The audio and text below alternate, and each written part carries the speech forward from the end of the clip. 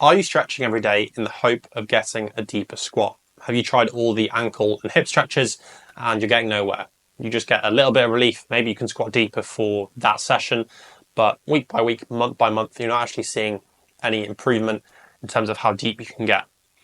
In this video, I'm going to explain why stretching isn't the solution, why it's not working, and a 5 exercise sequence you can use instead to actually get your first Astergrass squat.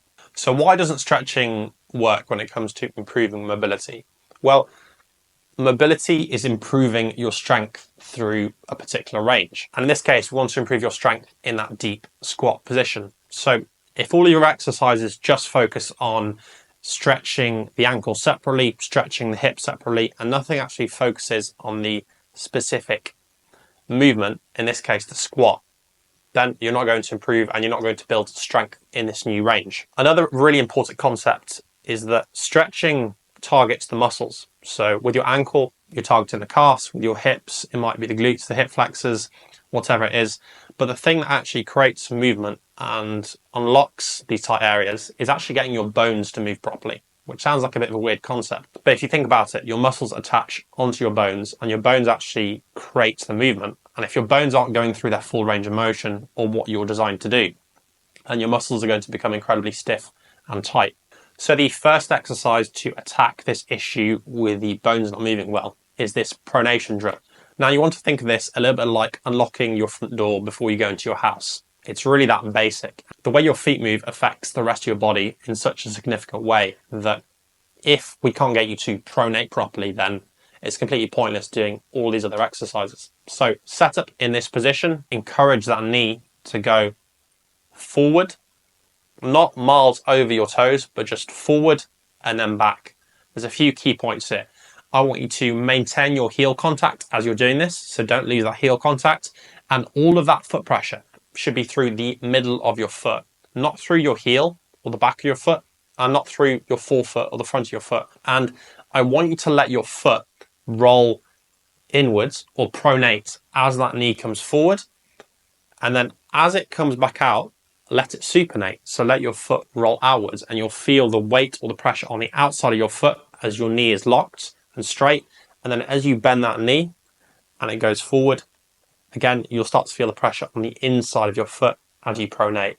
So it's in, out, in, out. Just go for 2 to 3 sets of anywhere from 15 to 20 reps. Take this nice and slowly. This is not a strength exercise. Again, just a sensation one to teach you about different foot pressures. The second exercise is the short split squat. Staggered stance.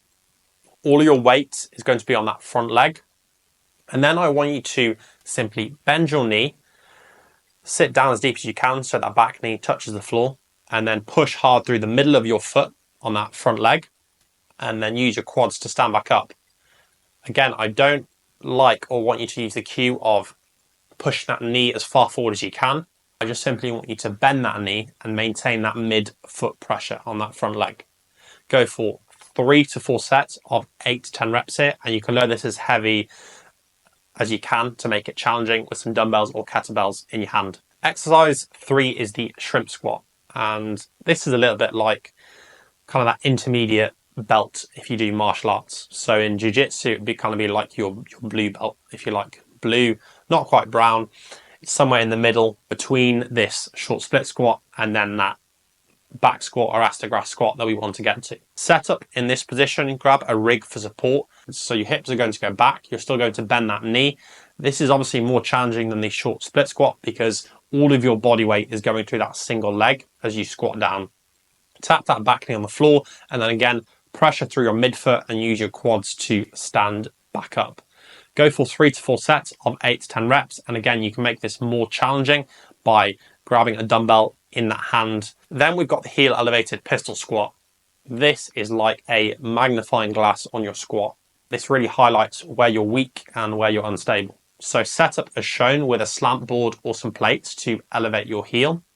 And you want to start off nice and high on this so you have a really good amount of heel elevation. So take this nice and slow. Over time we can decrease this, don't worry about that. Simply complete the pistol squat. So you're just going to use that rig for support. Don't pull yourself back up as you come out of that bottom position. Just squat down and then again use your quads and glutes to stand back up.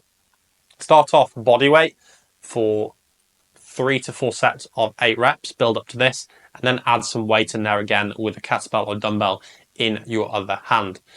As you get more comfortable with this exercise week by week, then gradually start to decrease the amount of heel elevation. So by half an inch every 2 or 3 weeks. Then finally, we have the heel elevated paused back squat. So get a barbell on your back, set up a slant board just behind the rig or some plates, step back and then complete a normal squat in kind of your normal stance. If you've done the progression correctly with all the exercises and then you've got down to the floor with a heel elevated pistol squat, this should be relatively easy. And I want you to do 3 to 4 sets of 5 reps, so you can know this is quite heavy, but I want a 3-second pause in that bottom position to really teach your muscles and tissues and tendons to get used to that position and make sure that you're solid in that position.